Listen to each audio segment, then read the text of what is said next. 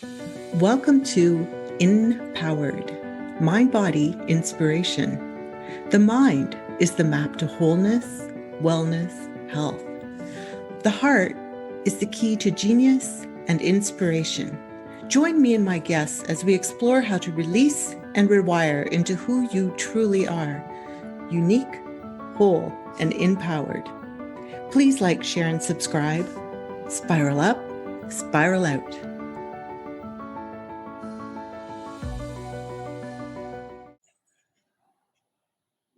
Well, hello, everyone. Welcome to Quantum Nurse Freedom International live stream. And today's episode, today's podcast, I really want you to keep your eyes and hearts open, keep your whole being open, okay? Because as Dr. Jere, who will be our special guest today, always say that truth is stranger than fiction. So with me today are podcasters from around the world. And let me start with Steve Fierro. And he is right now in Asia, originally from New York. And next is we have Dr. Jane Markey from Canada and with the Empowered Health podcast. And John Katsavos is also in Canada, the fitness oracle, and Hartmut Schumacher from Germany with Go Your Own Path. And the last but not the least, yours truly, Grace Sasagra, originally from the Philippines, but lives in Princeton, New Jersey right now. And so, as I was saying, our special guest is no other than my right now I'm in his study group, and I respect him so much. And he is Dr. Jere Rivera Degenio, and he's all the way somewhere in the west, also west coast, in the high mountains somewhere.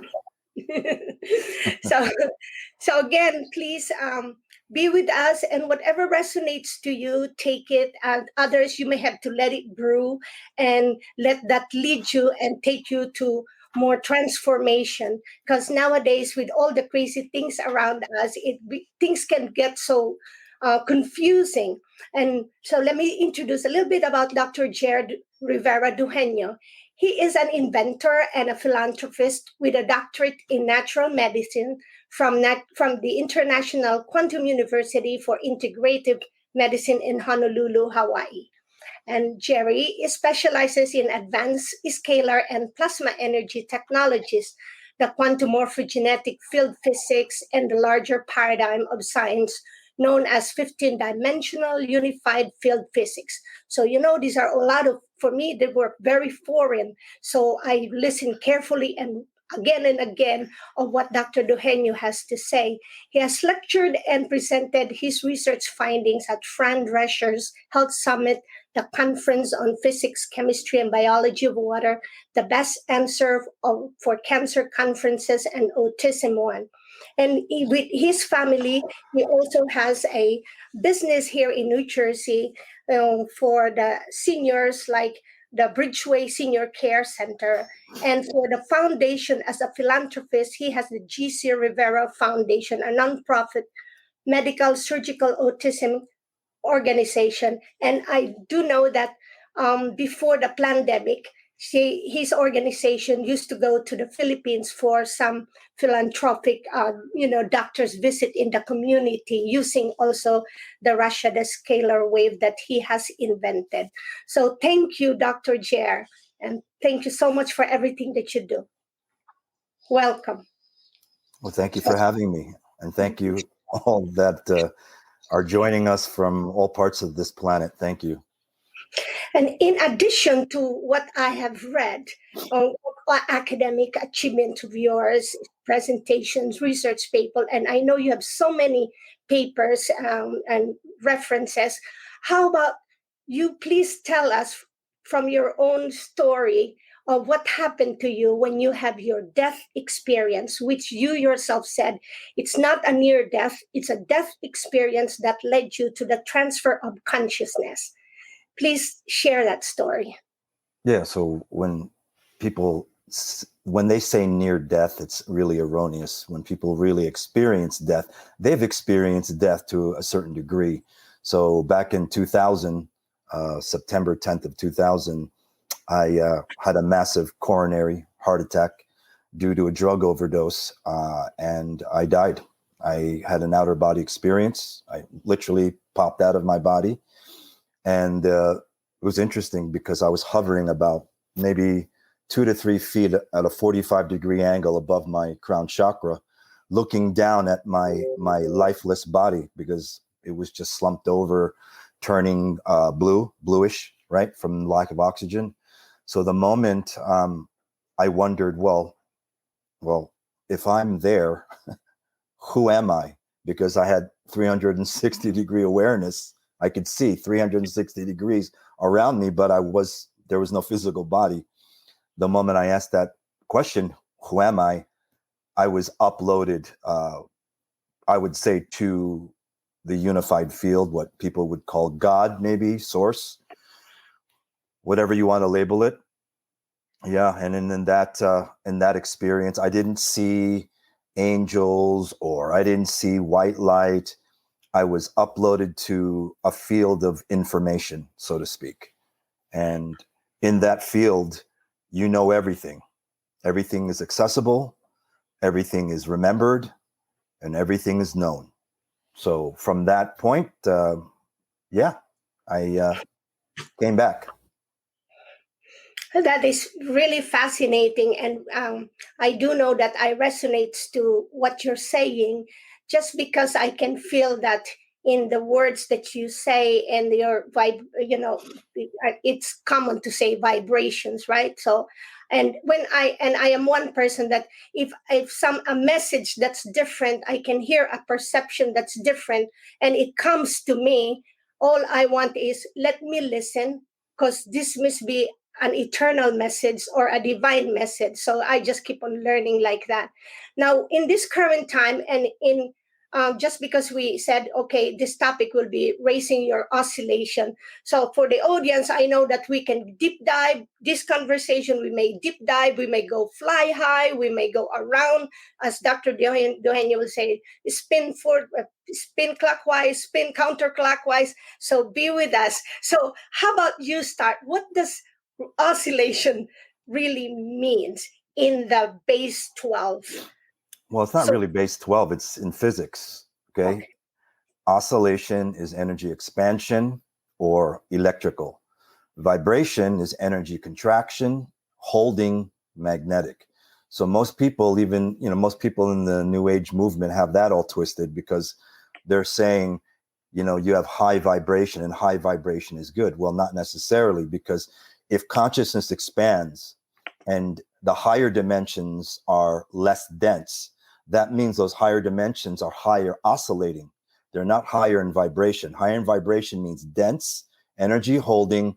So basically, when you're telling someone that they have high vibrations, you're essentially telling them that they're dense and their consciousness is low. So people have to understand the difference between oscillation and vibration, just in a physics terms. Yeah. Okay. And then lately, there's always a talk amongst speakers talking about truth and freedom, and we always hear the words that there's or reminders that there's so many false prophets. Okay, and there's we say, okay, we're infinite, but then all we experience is finite. So can you please, again, maybe, I don't know if this is a good time now to kind of like lead us to what you've been teaching about eternal consciousness, eternal life. And that will be before I pass it on to Steve, because I know our group has so many questions. So your question is, you want me to divine? Yes, please. So you want me to delineate the difference between infinite versus eternal? Yes, correct? please. Yes, Okay. please. So most people, when they talk about infinite or immortality, it's a lot different when you talk about eternal or eternal energy or eternal life or perpetual energy, perpetual life. Infinite in immortality means that, yes, the being or the star system or the galaxy will exist for a very, very long time, but in the end they have to feed off some energy source. Okay, so when we talk about infinite or immortality, we're talking about beings, star systems, planets, galaxies that can exist for a long, long time. However, they must still feed or accrete energy or frequency to exist. When I talk about eternal or perpetual life or perpetual eternal life, technology or information, I'm talking about something that is connected to source, that does not experience death, and there's always that perpetual regeneration of energy.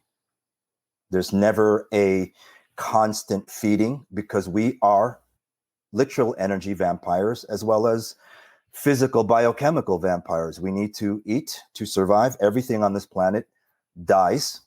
We need to eat and drink water to sustain our lives. So essentially, we are finite life, and there are systems that don't do this. So that's the difference. Okay, and then what happens when there are so many teachings again all over, and those are teachings that also have been maybe hundreds of years or maybe thousands, that we use a lot of symbols. We have a lot of symbols, and many of us got trapped in those symbols, such as like the yin yang, the flower of life. And I want to speak about that right away, because many of my friends also talk about that. So I wonder, please share your thoughts on that. Right. Well, let me just say, this is not just from my downloads and my death experience, okay, that I have come to know the difference between finite life symbology versus eternal life symbology. I have done my due diligence and I have done my research, because I am a scientist at heart. So when I share something with you, I can back it up. So when you're talking about, say, the flower of life and the yin yang, most people don't know that they are intimately related to the Fibonacci sequence, okay, the Fibonacci spiral and or the Fibonacci expansion sequence. The Fibonacci expansion sequence is a finite life expansion sequence. If you look at it just based on energy and you see how the numbers are added together, if you just replace the numbers with energy, you will notice that the next number or quanta of energy is birth from the consumption of the previous two spheres of energy or numbers. So if you look at it very simply from an energetic point of view, it's a expansion cycle of annihilation and consumption. When you use multiplication, which is an exponentiation of energy or times two, then you get a self-regeneration, perpetual expansion of numbers as well as energy. So it really boils down to the mathematics of it, where most people don't understand that there is a difference between, say the Fibonacci versus, say, the source spiral sequence, which is a multiplication times two sequence, and all of the symbologies. Like, for example, the flower of life is an 8 sphere or an 8 circle sphere code, when it's a delineation or derivation of a base 12. Base 12, the ancients understood that the 12 was the organic eternal life number. I didn't make that up. Do your due diligence and research. All the pre-ancient cultures use a form of a base 12 mathematics. Why? Because 12 was the eternal code. When you delineate or you remove certain numbers, for example, 369, Tesla never said the key to the universe was 369. He said the key to the universe was 36912. Okay? Someone or some collective removed that number, because 12 is the number that is intimately related to eternal, perpetual energy or life. It was the code. If you look at it from a tree of life aspect, when the Kabbalah has the 10 tree sphere of life, they've removed those two spheres. When those two spheres, when you look at it, should have a 2-to-1 proportion and a 2-to-1 ratio, very symmetrical, very balanced tree. But when you remove that 11 and 10, you have a base 10 or a 10 tree of artificial life. So a lot of the symbols, especially in the New Age movement, have that connection. Thank you so much. I'll just show you a comment from the viewer right now in agreement for what you just said, or in relation. He says, yes. Yes, 12, carbon 12. Hey, Dr. Jere, it's great to be talking to you. I just got familiar with you. I've blown away. I forwarded this email, this interview you had with, I think, the Matrix guy, Inside the Matrix. And, yeah, that was great. And the one with Jay. I'm just sort of like, you had said that after your experience, and how old were you when you had your experience? When you're near death, or your death experience, and then you were reborn? You're going to put me on blast now, right? Okay. Well, because you said you had a 5-year-old kid, and I was trying to figure out, and you said that you were doing all sorts of like. It's okay. I was born in 65. So in 2000, I was 35, I believe, something like that. 65. Okay. Yeah, I was born in 64. Right. So, so when you came back, you said, look, I want to know what I saw up there, or what I learned up there, or what I was downloaded up there. I want to see where this is taught on Earth. Okay. So I always have a question with the mystery schools and gnosis. And I mean, if you look far enough, everything's going to get debunked. Like gnosis is dark, or the mystery schools are this. And I don't really even know what the mystery schools teach, but I'm not sure. Are you familiar with Rudolf Steiner at all? Of course. I studied him very, very extensively when I was studying Gnosis. Actually, I looked into Gnosis, esoteric Gnosticism, back in 2002, maybe. So my question is base 12, or is the stuff of the mystery schools, or the occulted Gnosis, or the whatever the psychopaths kind of know in a spiritual way, but use it against humanity, is that part of what you learned? Is that what is that what the whole world could know if it was shared to a degree? I mean, some aspect of what you experienced. Well, look, base 12 has been on this planet for thousands and thousands of years. The problem, or the issue, is there's really unless you study the pre-ancient Sumerians and the pre-ancient Mayans and the Egyptians, no one is taught base 12. We're taught a base 10 system with pretty much everything, except maybe the calendar, things of that nature. But most of those mystery schools knew the secret to base 12, right? But they used it in a way that was opposite free will expression, meaning they used it for control. They used it, they hid the knowledge, right? Otherwise we would have learned base 12 and literally had a count on our digits, right? We weren't even taught that. But what I found from my research and my, let's say, experiential travels with all of the, whether it's esoteric traditions like Jainism, I even went and looked deep into the esoteric Kabbalah, because I just can't, just because I experienced it in the, let's say, higher realms, right? I had to verify, let's see what's being taught here, and let's see how it really expresses itself in humanity. And for the most part, every single tradition, dogma, religion, at the center core has the truth.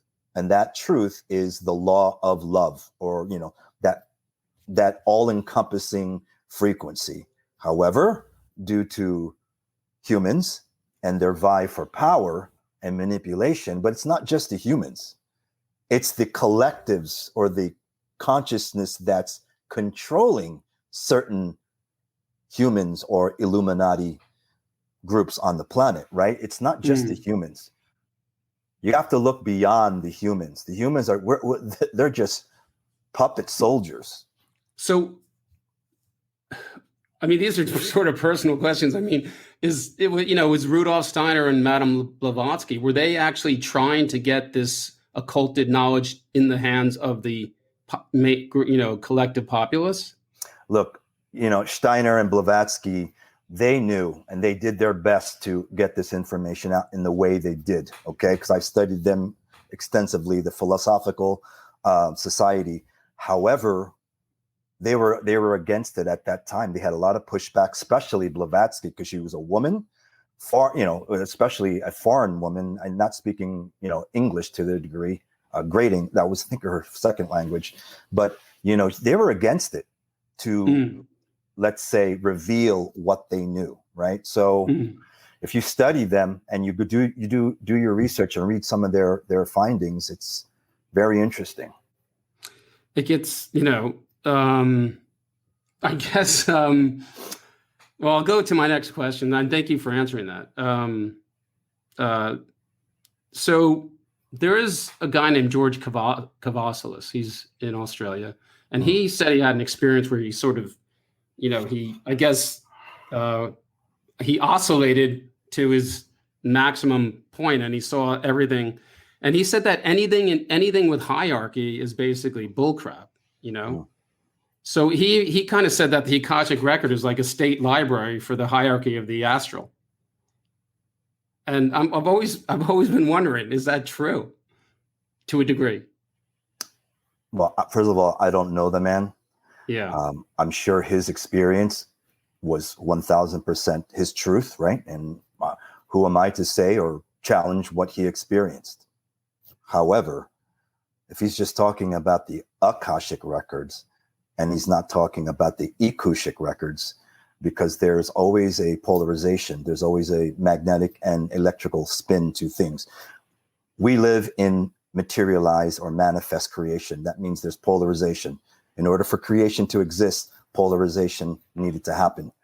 Otherwise, there would be a plateau or let's just say a 0 point, which you need electrical and magnetic to exist and to interplay and to coexist and have this synergy in order for particles to expand and create planets, etc., etc.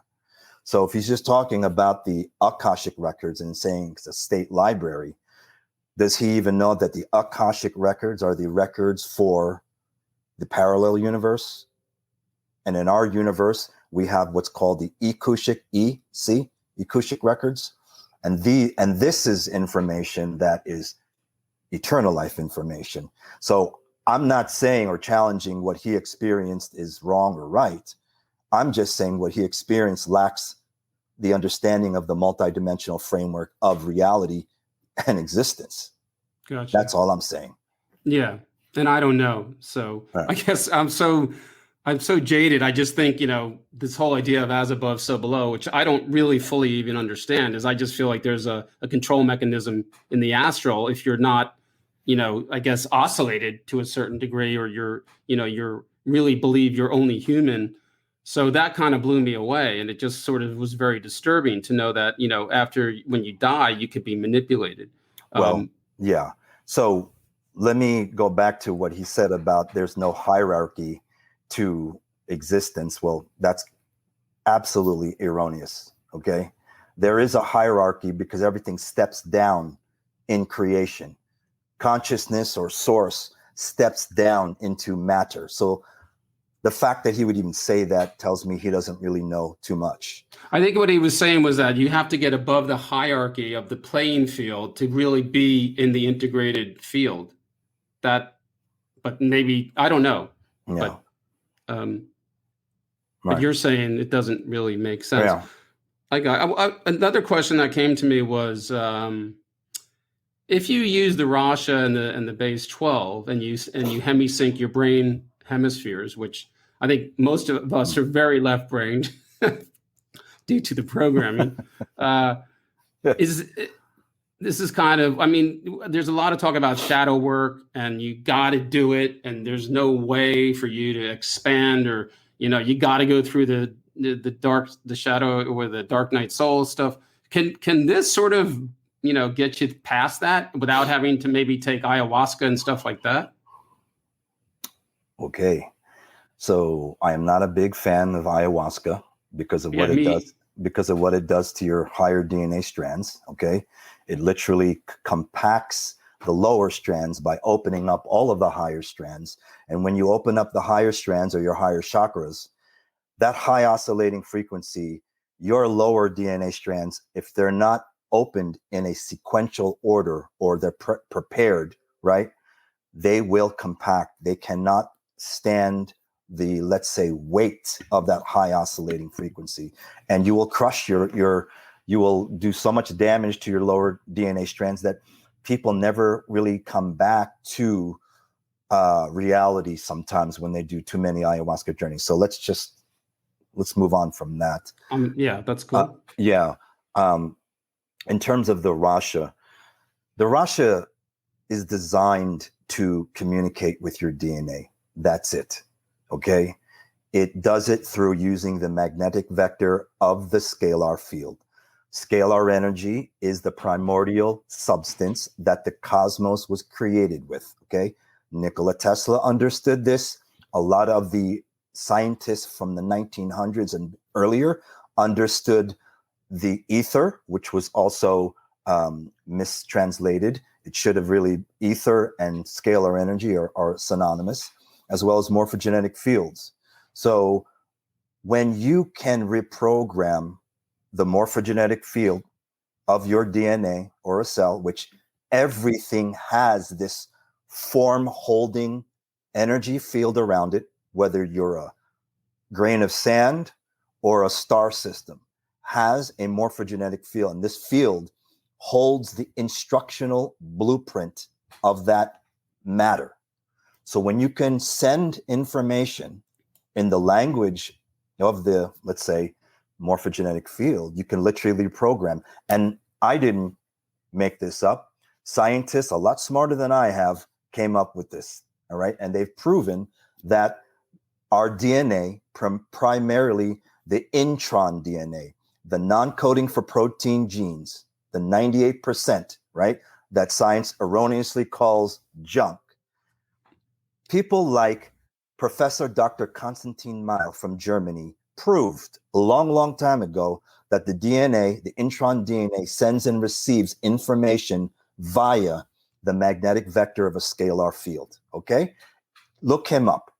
So, so that's what the Rasha does. It talks to your DNA. Now, the next question is, well, how do you know that the information that you're sending to the DNA is good, right? Well, I didn't make up the information. I studied the German research, the Russian research, and the Germans, by the way, were the ones that taught Dr. Royal Rife everything. He didn't make up those frequencies. It was the German Bible of frequencies that they've done for many decades, research on resonant frequencies and what they do to cells. Okay, so let's say that we use those frequencies, but instead of sending it via a transverse wave or a radio wave, which most Rife machines do, okay, original Rife beam sent it on a transverse wave, which is a electromagnetic wave. What we did was we sent information through the magnetic vector of a scalar field. And how did we figure that out? Well, we took a look at Tesla's coil, Nikola Tesla's flat coil that he created in the late 1800s. And we said, okay, if Tesla were alive today, what would he create? So we expanded it, made it a three-dimensional coil. Then we looked at Marco Rodin's work, okay, with his 369 vortex math. We saw the limitations of that math and his coils, okay, because he based his coils on 369. What happened to the 12, Marco? You forgot that, didn't you? So all we did was we applied the base 12 ratio to our coils, and I'm very transparent. I'll tell you how we do things at our labs. You know, I share this information freely. And that's all we did. We applied a base 12 ratio to our coils, to our design, to our frequencies. Now, people say, well, how did you create base 12 frequencies, Jerry? Well, I took a look at the Rife frequencies, right? I took a look at all the German frequencies, and I said, okay, how can I adjust this to a base 12? So I created a base 12 algorithm. So I took those frequencies, adjusted it, and now they're base 12. Okay. Wow. That's amazing. I have 4 rice machines here that are inexpensive. It's a company I really admire. But one of the ways you can transmit the frequencies to the person that is getting them is through quantum entanglement. You take a piece of their DNA and you treat the DNA like a fingernail. So I treat people all over the world. It may sound crazy, but I know it works. No, and, absolutely. I don't think you're crazy. And the scalar thing is what there's that whole thing with,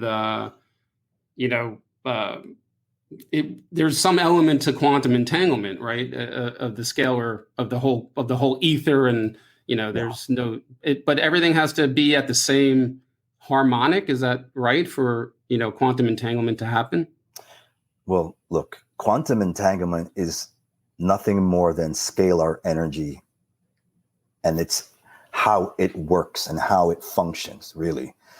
I mean, the military understands the negative effects and the, let's say, the manipulation effects of scalar weaponry, right? So they must know something. And quantum entanglement is pretty much the same. You can do harm. You can actually do harm with quantum entanglement if you don't know what you're doing. However, if you know what you're doing, and all you're doing is you are sending frequencies helpful, let's say, frequencies to help you relax, to relieve stress, relaxation, less information, et cetera, et cetera. Those are service to humanity deeds, wouldn't you say? So, when you talk about quantum entanglement, it really is nothing more than scalar energy and how it functions and operates. And yes, you can have a client over in China or in the Philippines, and you could take their picture, let alone their piece of hair or fingernail. But a picture, as crazy as it may sound, holds the energetic encryption of that person. That's why the Native American Indians and the indigenous tribes, when the white man came with cameras, when they started taking pictures and they saw their picture on that, on that little piece of paper, those indigenous tribes knew that a piece of their energy encryption was trapped in that picture. Now, can you imagine what you can do with if you knew what you were doing, what you could do to someone with having their picture? Yeah, well, there's people. There's people who can remote view just from a picture, so they could get, they could do a lot of harm. Yeah. So, I have so many questions. I will ask 1 or 2 more, I guess, or just one. Because look, you died and you came back, and basically it was a new you, maybe a more advanced version of your soul or your thing. But I guess one of the biggest questions on the planet is what happens when we die. So if you're like here and all you care about are the New York Mets and you're drinking beer and you're human and I don't like, are there is the death experience different for everyone based on your beliefs? That's a great question. Look, unfortunately, we in the West are not taught to prepare for death. Okay.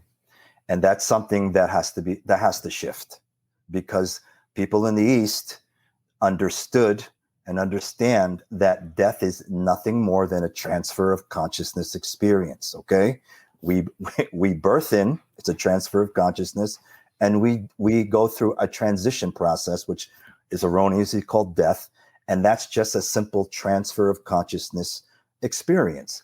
Now, everyone will have a different experience based on 2 things. The first thing is what they hold, the information they hold in their DNA. What you bring, what you learn, and what you activate or what you remember through unlocking the secrets in your intron DNA will determine what you experience when you leave this physical body. Okay. What if you don't unlock your intron DNA when you're here?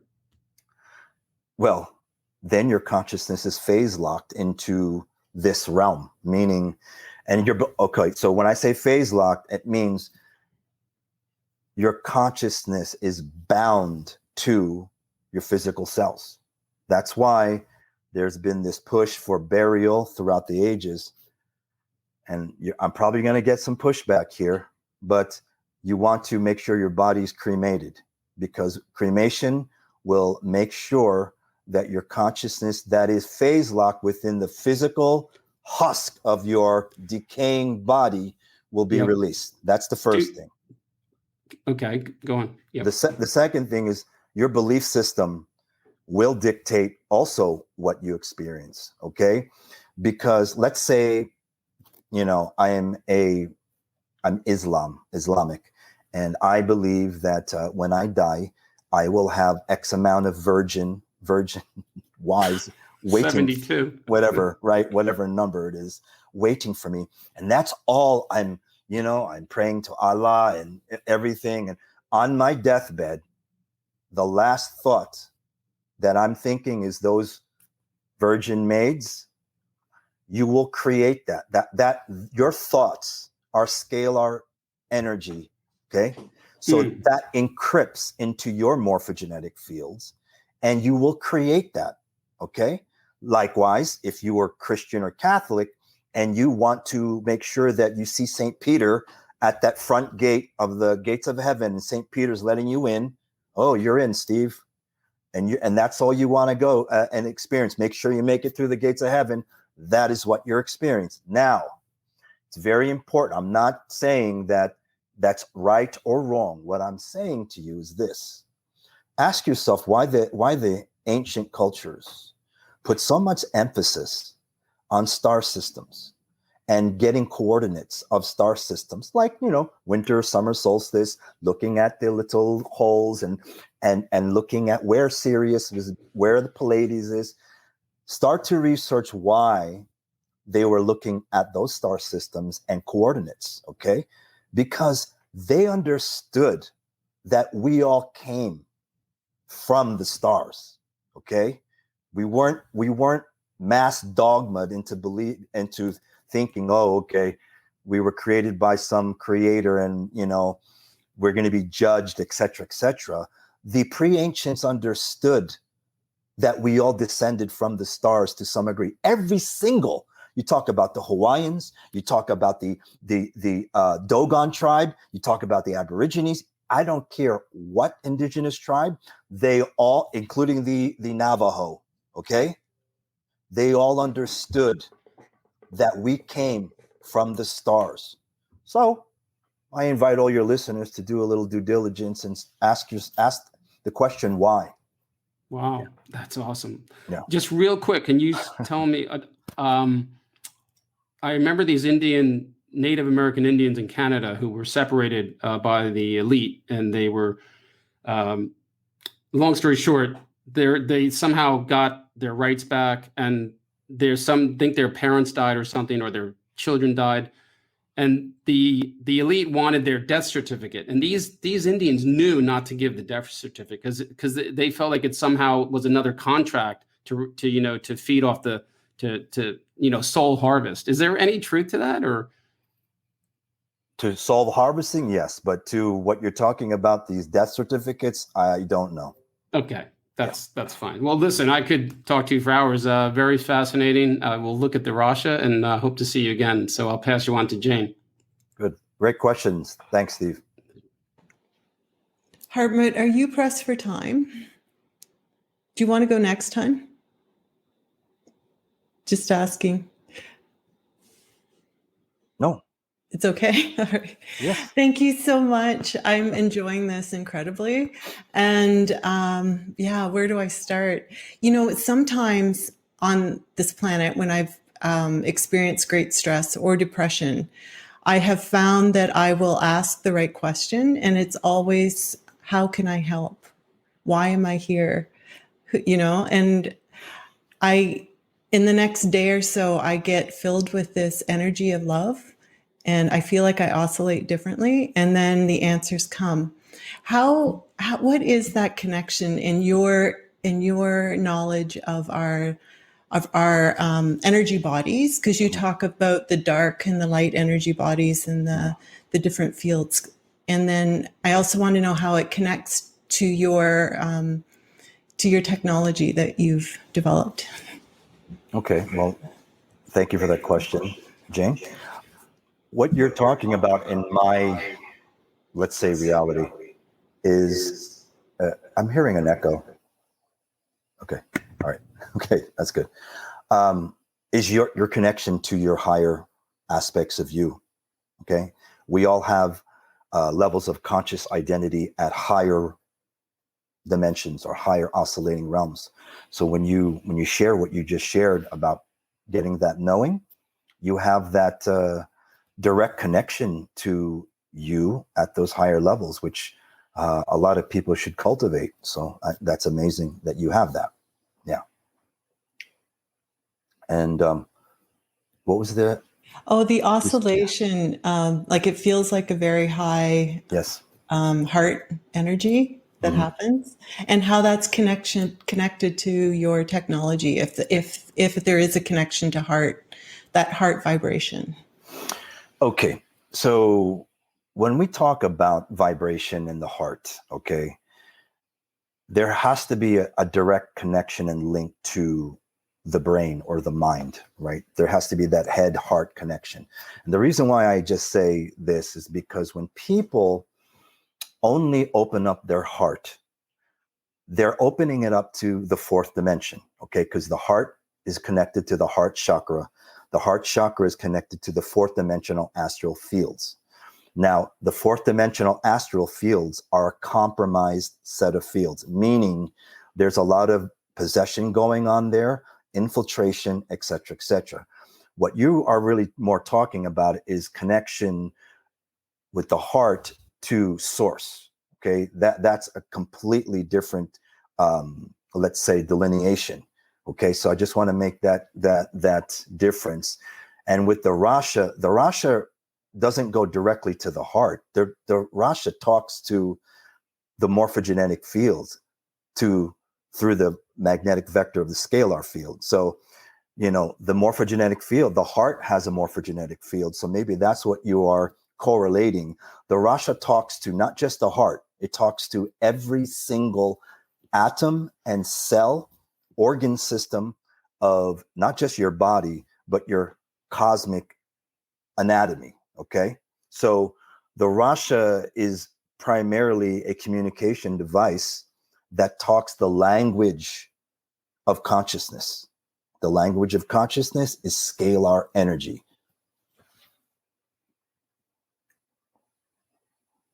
Beautiful. And I've heard you reference to dark energy or like Okay. black hole energy, dark energy as a connection as well. Right. Well, I don't say dark energy.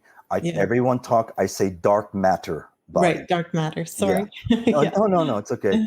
Most people, they talk about the light body, and yes, we have a light body anatomy, right? But what most people don't understand is the light and the light body, right? And our physical atomic body are birthed upon dark matter, okay? Dark matter comes first before light, sound, and the physical. So we also, if you let's say subscribe to the notion that we all step down, okay? It's not a step up process in creation. It's a step down from, let's say, source, okay? Dark matter is scalar energy.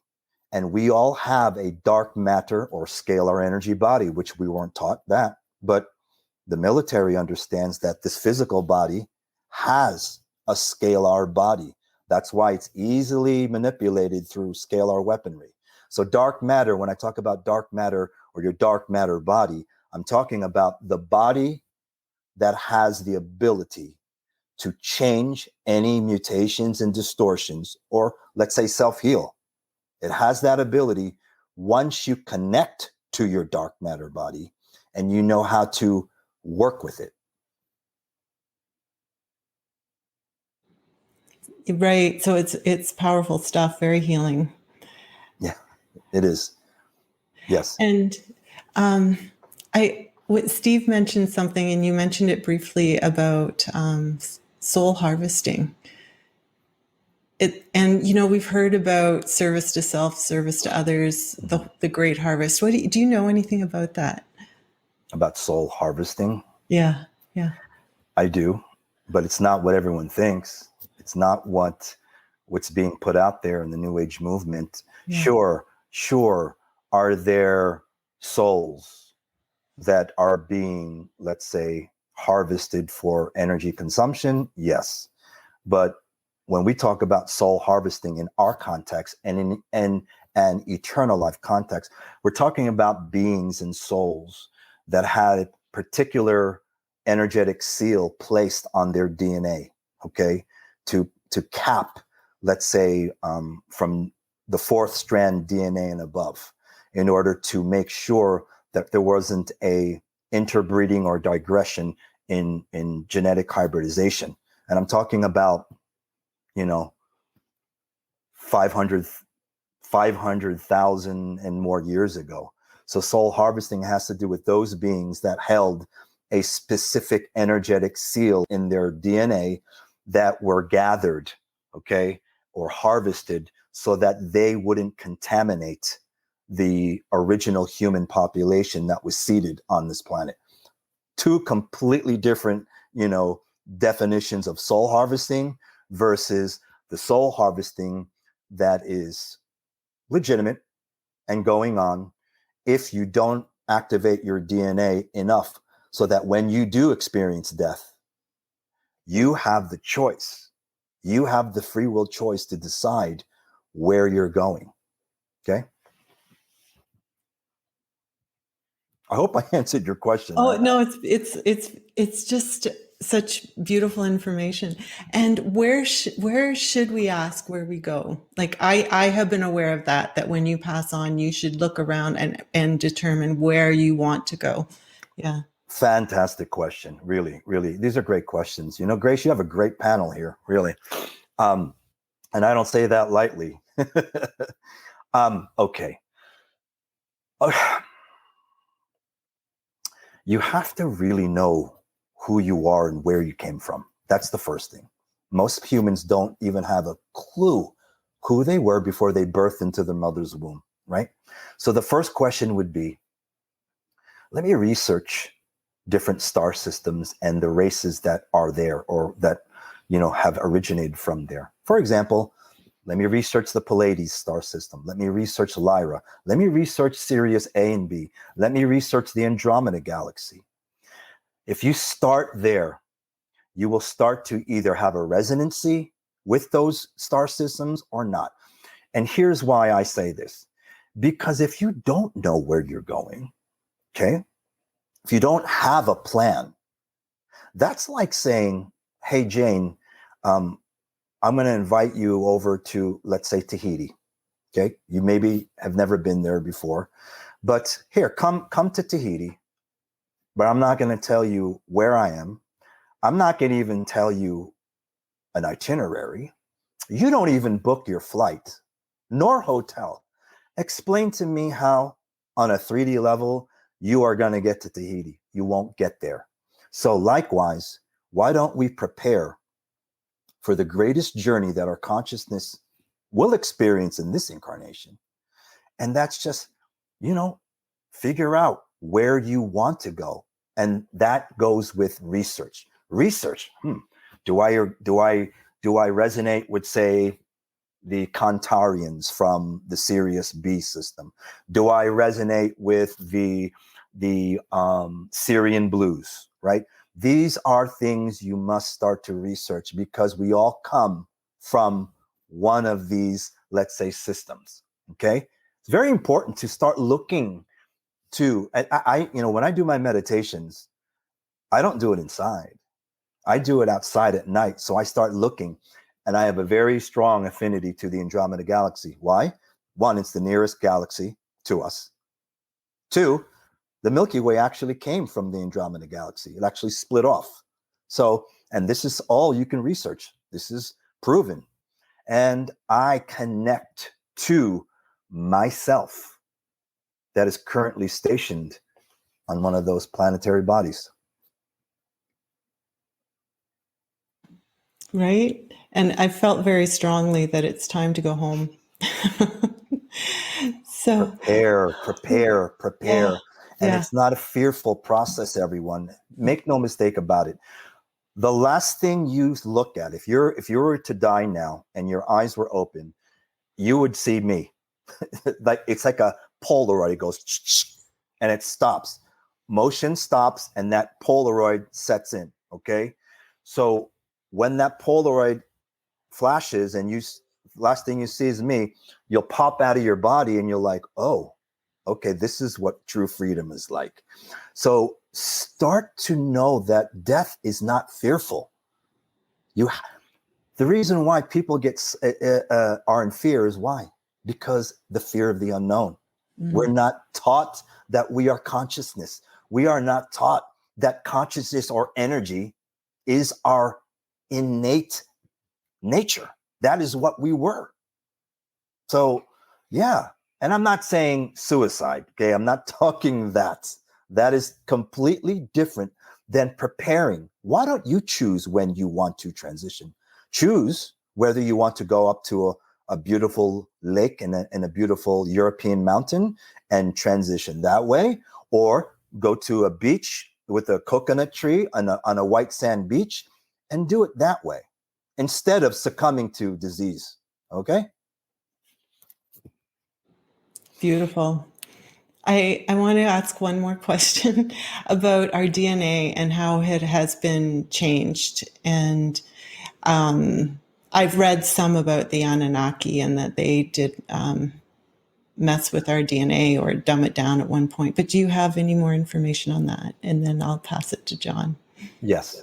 So look, it's easy to blame the Anunnaki because they were the purveyors 250 to 500,000 years ago that started doing genetic experiments because they are brilliant geneticists. Okay. Unfortunately, they also were in the, let's say, business of creating slaves for their purposes of mining gold. But it's not the Anunnaki that originally messed with our DNA. We were a experiment from day one. The original human prototype was a genetic experiment of thousands of species to create that one super hominid genetic experiment. Just for, I don't know, science purposes, I really don't know. But way long before the Anunnaki, Jane, think about beings of immense consciousness and, let's say, advanced science that decided to tamper with DNA. So I'm talking millions of years ago, like let's say 550 million years ago, an experiment was conducted in, let's say, a planet that we know, or star that we know now as Alcyone in the Pleiades system. And the first original human prototype was created there, right? 550 million years ago, but no one talks about that. Why? Because we weren't taught this. It was hidden. This was hidden from us. And if you research, right, the first human prototype, it wasn't us, right? And it all happened at the DNA level, okay? It happened to do with unplugging DNA, which now is our intron DNA, our junk DNA, what I call potential DNA. So it's not just the Anunnaki. You cannot just blame them.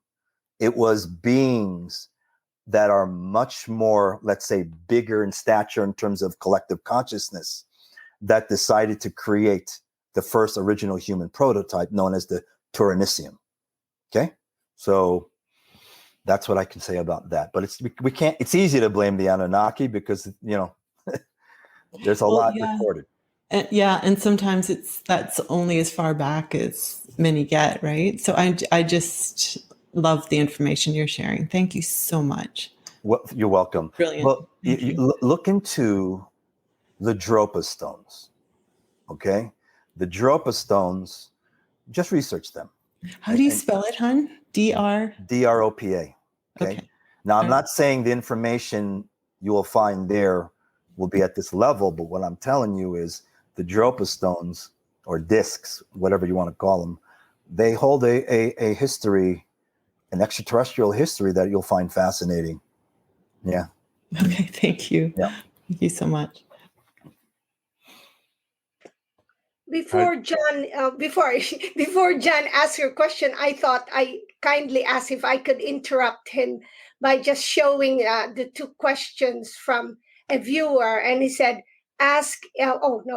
Just before that, he says, "5G thoughts, and please ask if this is a form of ego." Okay. So, Jere, please. Look, 5G is nothing. There is 6G, 7G, 8G, 9G, 10G, 11G right now. And this 5G is nothing more than weaponized scalar energy. That's what it is. It's a form of scalar electromagnetic weaponry, okay, that is utilized for not just communication purposes, but, think about all the satellites that Elon Musk has put up over the planet. They're going to be beaming. They're going to be beaming scalar energy for what purposes? They say communication, telecommunication, but what are they really doing, right? They're really doing it for other purposes. I'm not going to say what it is. I'll let your viewers and listeners come up with their own conclusion. And ego, in my context, is nothing more than what we call epigenetic overlay. It is the chemical sheath around the DNA that dictates what genes to turn on or off. So you could say it's a form of the epigenetic overlay, but it is not the form of ego that is taught, let's say, in Tibetan Buddhism. Thank you. John? Where did he go? I'll pass it out. We lost. Oh, there he is. There you go. Hey, Dr. Jere, how are you? Hey. This is an amazing conversation. I was curious to find out exactly what you did, and everything that you're just saying right now is absolutely blowing me away. I have 100 questions to ask you, but I know because of time I won't. I'll just try and bunch it up into a couple of questions for you. Ask away and it'll be organic. I come from Greek descent, so I grew up with stories of, my ancestors and the 12 gods of Greece, and myths and mythologies of, semi-human monsters and this and that. And you actually came up with something. You actually said something about genetic cross-contamination. And do you think that something like that was kind of experimented with? Because it wasn't just the Greeks that came up with this. I mean, you can go back to ancient India with the gods. You can go back to ancient Egypt with their gods. Do you think that it was experimented at one point? And do you think that we are currently relooking at that? Yes, absolutely. And you can look no further than the Epic of Gilgamesh. If you've read that, talks about the search for immortality and how the Anunnaki were the master geneticists most recently that had their hands, so to speak, or their thumbprint on the current Homo sapien 2 race, which we are. And the Greeks were massively influenced by the Anunnaki with their Greek gods, and the Anunnaki knew about the base 12. That's why there were the 12 pantheons, the 12 Greek gods, right? So they knew. And the Sumerians were also influenced by the Anunnaki. Now, if we just take a bird's eye view of just humanity and the planet now, whether it's humans, plants, animals, look what humans are doing now. We're doing cross species, experiments. We've done this for decades, okay? And if you look at the myths, let's say the centaurs, right, and the minotaurs, right, the half bull, half horse. Now, you could easily say, well, they're myths, Jerry, right? But all myth has some truth into it. And that truth has to do with the genetic experiments the Anunnakis did, splicing human, and they were doing animal crossbreeding with humans for hundreds of thousands of years. And we're thought, oh God, what, how could they even think about doing that? Well, you have to also open up expand your awareness and say, are there other life forms out there that are half bird, half lion, half horse? There are other life forms. The humans aren't the number one alpha species. There are avian, moth, praying mantis-like beings, reptile beings out there. To think that we are just there's only one breed of species, that's a little bit, let's say, low consciousness. And you're correct. There is and always has been a genetic hybridization, cross interbreeding of species for millennia going on for the longest time. Yeah. Yeah. I'm in total agreement with you. Especially when you start talking about the 36912 connection. Again, you see it throughout all of every single tribe anywhere in the world. I mean, I have a picture right now of Chichen Itza on my desktop, and it's like 9 levels. And when I was learning, when they were teaching me about the Mayan history, they were talking about how powerful the 36912 is. And, Greece had the same thing. Egypt had the same thing. Even ancient Sumeria, like all these countries, like all these different nations, they all had this, I guess you can say, this connection with a 12 base math system. And where do you think that we missed this? Because it does seem that we have this giant disconnect from our ancestors to what we are right now. Well, we didn't miss it.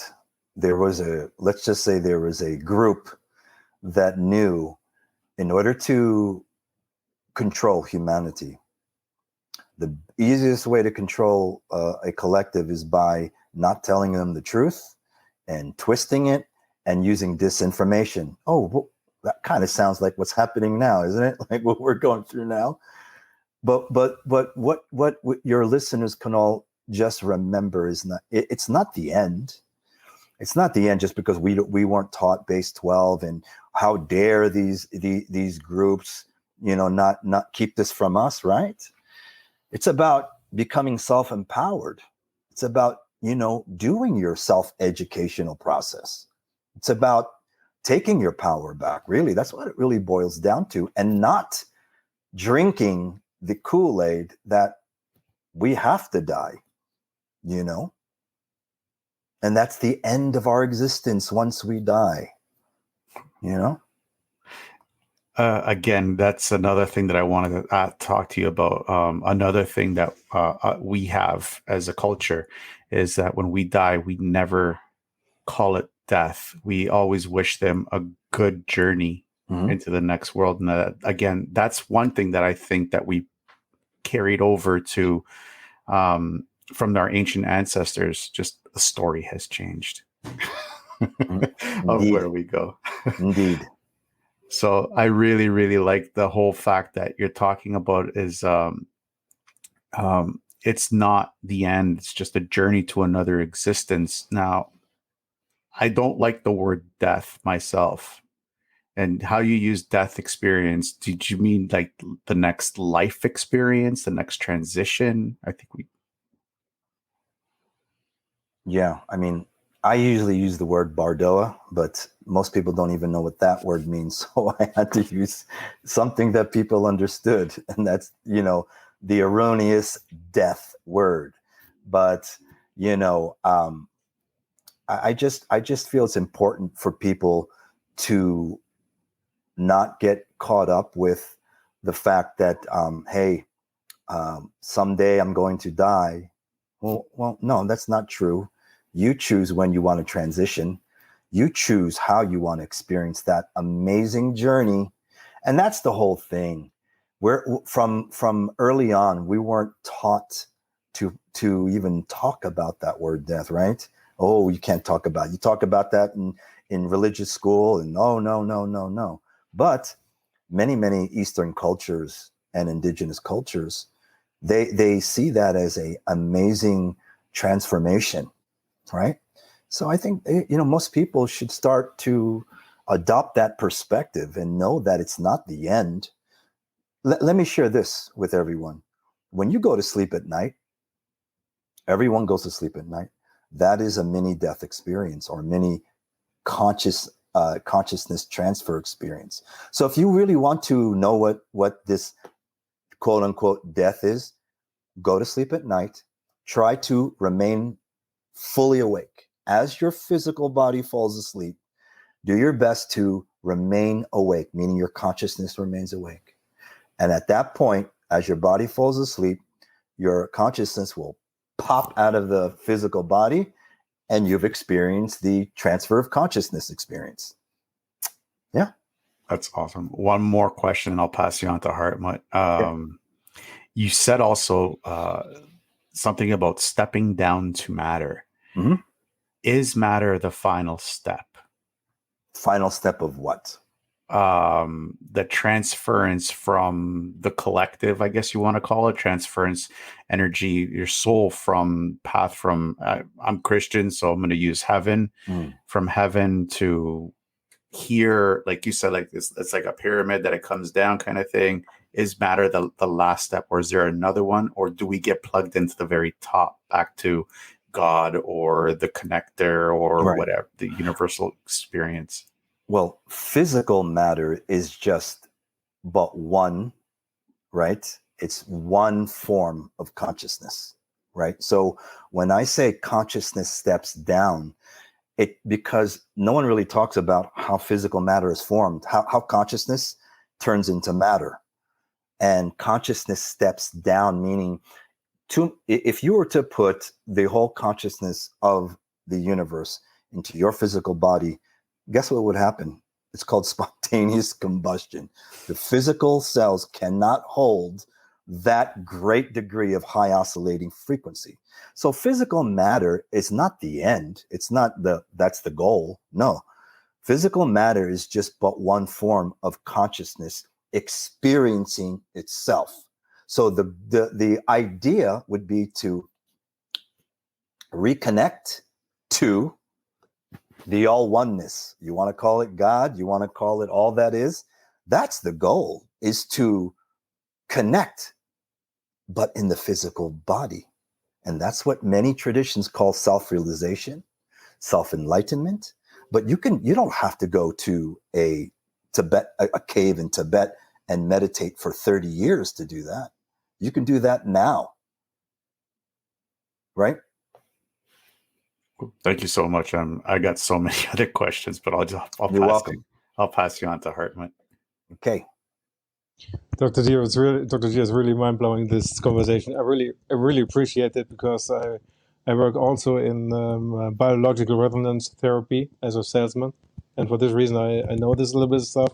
But also this conversation with all my partners here, I really appreciate that, and I want to start with this. I want to start with where the other partners end, concerning, for example, God.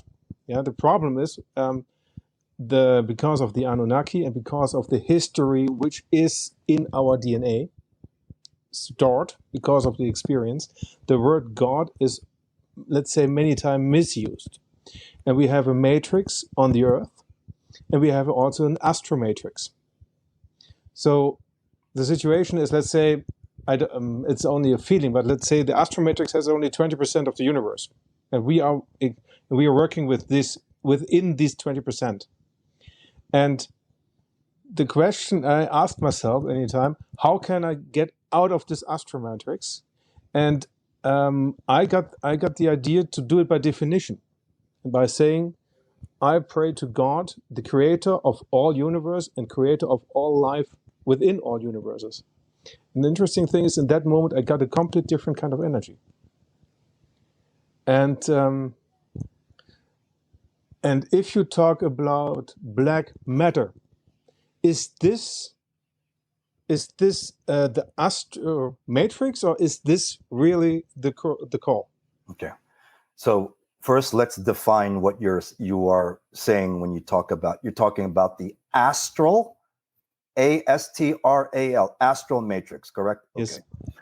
So first, okay, and I didn't create this, I didn't make this up. Let's just presuppose that the astral matrix is a fourth dimensional matrix, right? We live in three-dimensional reality, thereby we live in the three-dimensional matrix. A German physicist by the name of Burkhard Heim, okay, proposed a 12th dimensional theory, okay, and he backed it up. He actually backed it up with base 12 mathematics and base 12 theories. Now, if we were to just adopt Burkhard Heim's theory of a 12th dimensional matrix, then the astral matrix is where it's 8 dimensions below, let's say, a 12th dimensional matrix.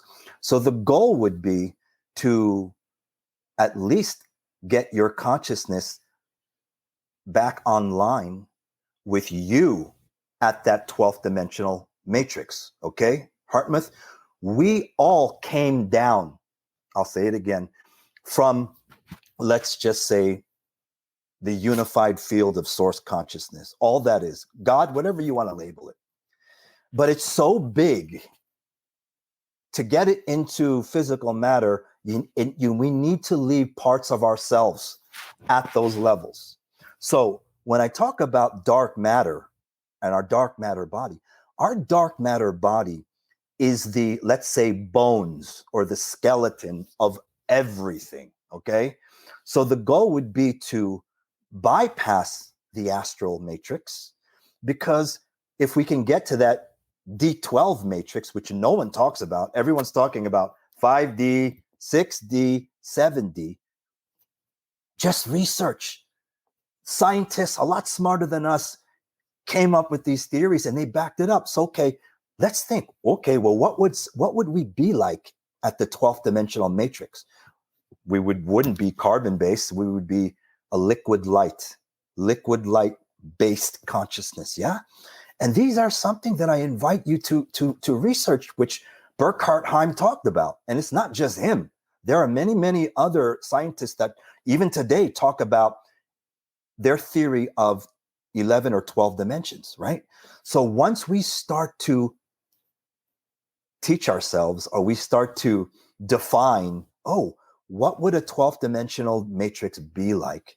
That's when we can take our consciousness and reconnect with us at those levels, okay? So that's that would be the major point I'm making in all of this, is don't get, if you think the 4th dimensional astral matrix is all there is, then you need to go beyond that, okay? I understand very clearly. Thank you. This is, yeah, got it. Brilliant. and now I want to come also to the technology, what you have experienced. And I want to give you some information about the technology I know, so that you can have, let's say that you can, that you can add your information to this. Maybe you know Mr. Gayarev from Russia. Yes, of course. Yes. Yeah. Then, okay. Yes. He has established the Institute for Linguistic Wave Genetics, and yes. This is the effective liquid quantum information matrix, where he can use a cord blood, or cells blood, or cells, or photos from the families, and they can increase this, or they scan this information in laser technology, in wavelengths, yes. And then they can produce it. Then they can, by listening to it, they can reactivate the genetics so that it knows its origin. Yes. And when we talk about your device, is it working on the same level, but on the black matter matrix? Great point. And I've researched Gurdjieff very extensively and his experiments that he used. The thing with Gurdjieff is that he used transverse waves, right? We do not. We utilize scalar energy, which transverse waves are not. We're talking about longitudinal waves, okay? So that's the main difference with our technology versus pretty much every technology that's in the public sector. The public sector doesn't necessarily know or understand true scalar energy, like, a lot of the military do. But our technology utilizes primarily and accesses scalar plasma energy. That's the difference, is we've combined scalar energy and the excitation of plasma gases in a vacuum tube to create some amazing effects and results. When you're talking about plasma, are you talking about water plasma, for example? Because we only, in general, we know only the 3 levels of water: gas, liquid, and solid. But there are 12 levels for the water. Are you talking about that? Well, when I'm talking about the plasma gases, I'm talking about the inert noble gases plus few other gases that is in our confinement chamber in a plasma tube. That's what I mean by that. But yes, there are 12. There are 12 phases, not just 4 phases of water. There are actually 12 phases that have to do with eternal living water, not just the water that we have here, which is considered dead water, by the way. H2O is considered dead. There is a living eternal water known as hydrolase that's for all of human history. Man has been in search of the fountain of youth, okay? That eternal fountain of youth that they were not able to find. That's because it doesn't exist here. It doesn't exist on this planet, and it cannot exist by force bonding it in a laboratory. It has to be done on the morphogenetic energy level. Interesting. And is concerning your technology, which is amazing. How does it work? Do I have to listen to it? Do I have to wear it? Can you explain a little bit more about that for our audience? Yeah. Grace, is there no way you can put up a picture of the Rasha? Is there a way there's no way to do that? Anyway, I'll find it. Okay. Right. It looks like, actually, Hartmut, it looks like a very fancy, advanced art piece. It really does. If anything, it looks like you could put it on a coffee table and you could say it's a very fancy avant-garde art piece. But if you go to therasha.com, www.therasha.com, you can see what it looks like. Now, it is a scalar energy technology that accesses the scalar field, and it transmits information via that said scalar field into the cells of the human, the animal, the plant, whatever it is. So that's, and the mechanism we use aside from the scalar field is sound. Sound is the second pathway that we use within that scalar field. So we're transmitting sound, right? And we're transmitting the information directly. Now, why sound? Because sound is infinitely more powerful than light when it comes to affecting the human cells. Okay? Okay. And how long does it take, for example, a human being in general to get an effect? Because, for example, if you use the technology of Gayayev, and for example, after 6 months or 6 weeks, I think, let's say, ladies who were 70 years old had her fertility back. Yeah, so you could see this was very effective. Yes. How effective is yours in comparison to Gayayev? Well, it all depends first on the individual, because each individual has different life experiences, different emotional core trauma imprints. Second thing is the pathology. What pathology are we dealing with? Because each pathology has a different set of, let's say, length in outcome. So it really depends on the individual and the pathology. But what I can say is consciousness, coherence, getting into the state of parasympathetic. The Rasha is able to do that within minutes. So think about that. Think about how quickly we can get into parasympathetic, which is the self-healing mode of the body. So then you can make your own deductions there. But it really all depends on the pathology, Hartmut, and the person. Yeah. Brilliant. And let's say we talked also about our ancestors and our technology and genetics and all that stuff, and how they like to play with us. And today we live also in a very, let's say, interesting time. And at the end, we are, how can I say this? The situation in which we are now is that the politicians, the police, the soldiers, they can be exchanged like that. And if they don't fulfill their targets, which is that we get all this, let's say, this injection, they have no rights anymore. And the target of this, let's say, transformation of civilization is that only by greed, by betray, and by obey to the government which shall rule the world, the people have the opportunity to survive. This is their task, what we are talking about. This is, let's say, the plans, what we are facing.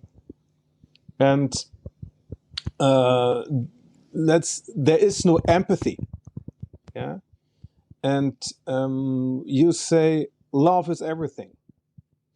And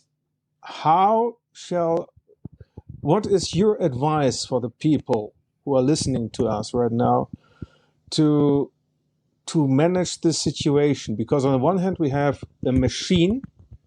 I talk also to politicians. I see them as a machine because there is no empathy for the people. We can see this on the street. Yeah. And how they can understand, or how do you have an advice how to manage the situation at the moment for them? Yeah, and great point, Hartmut, by bringing that up. The only piece of advice and suggestion I can give the listeners is to go within, to start to go within, to seek not just answers, but to seek self-healing and let's say, realization.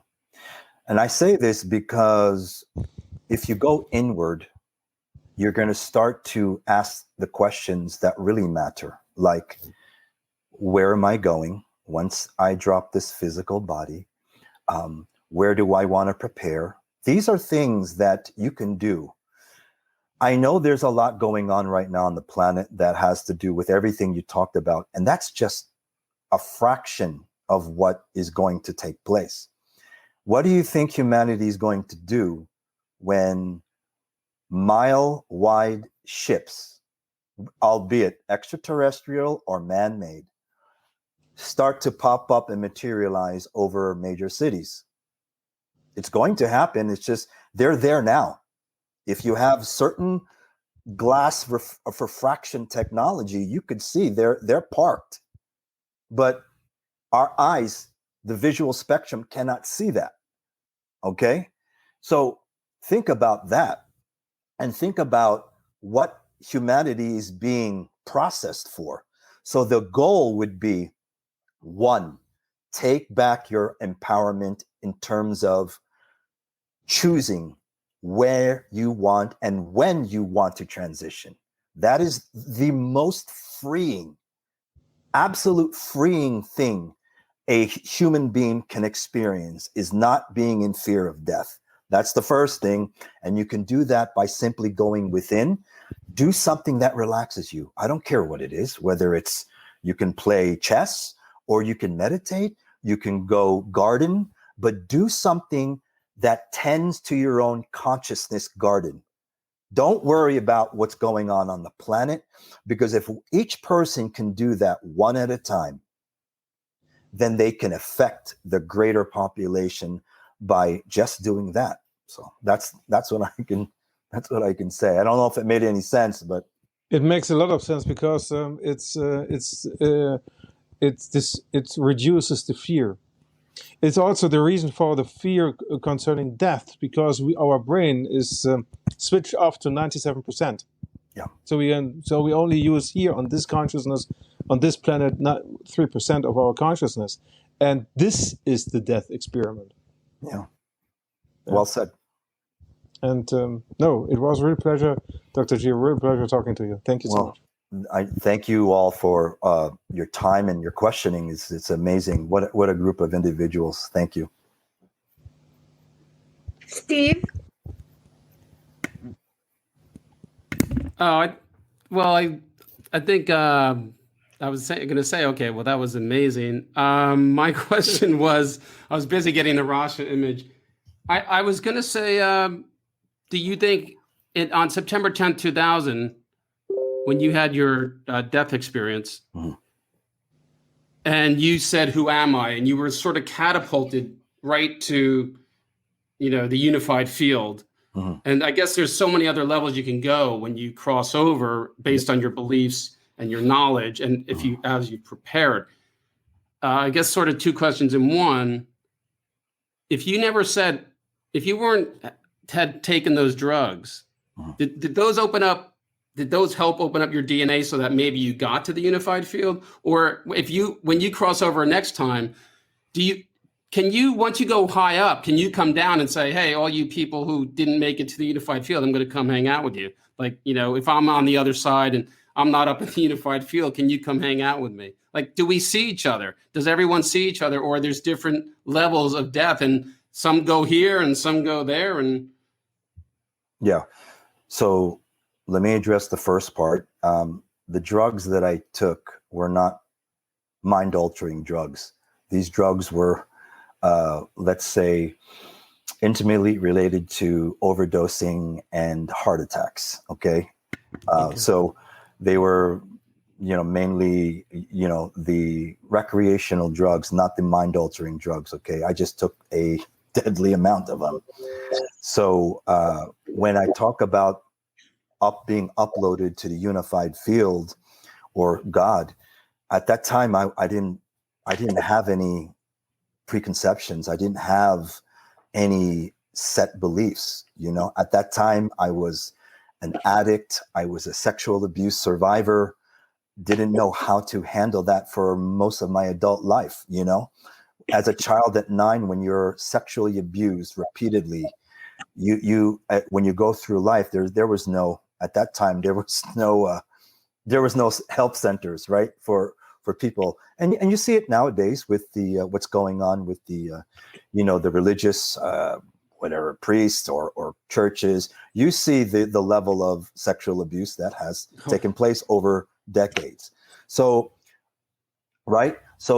when we move to, let's say, the upload, right, it's really about like consciousness will attract like consciousness.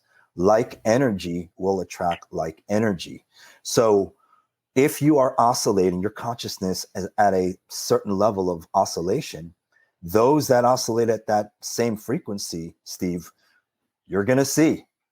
Those that do not, unfortunately, will attract like energy. Wow. Yeah. Wow. All right. Well, I could talk to you forever. I really appreciate your time. I'll let Grace close, and I can't thank you enough. Okay. Cool. Where happened to Grace? Oh, Grace, our host. Where'd she go? I think she clicked something by accident and extra herself out. So here she comes. There she goes. Oh, well, sorry. Well, thank you so much, everyone. And Dr. Jere, thank you. Thank you. And for all those, the viewers, they were having their own conversation, powerful conversation as well.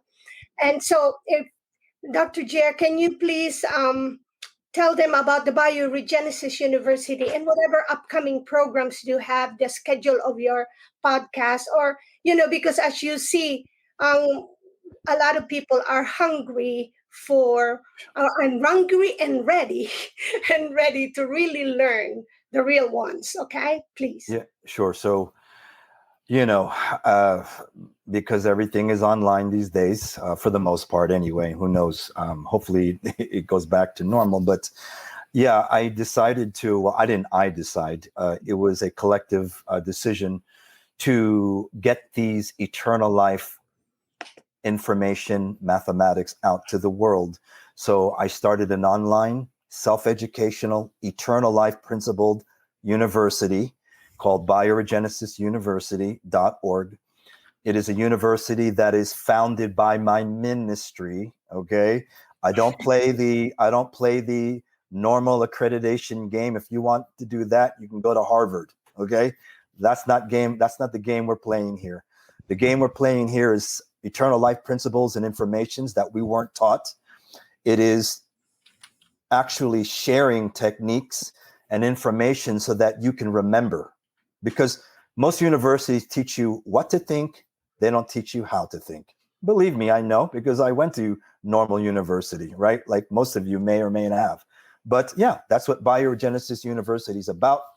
And I invite you, if you want to know more, great. If you don't, then that's okay too. Yeah. And yes, thank you, everyone.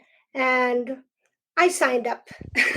I've been for many years. I really been in my heart. I've been wanting to take a PhD, but I didn't want to just take a PhD of something or just be connected to anyone. So as soon as I saw that, oh, voila, the answer to my quest came. So I told them that I said, okay, I won't be podcasting on Saturday because my school's going to start officially. Although it started the minute I said I am ready, it started.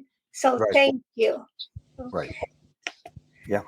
So yeah, that's it. And I thank all of I learned a lot from you as well, even though it was me mostly speaking.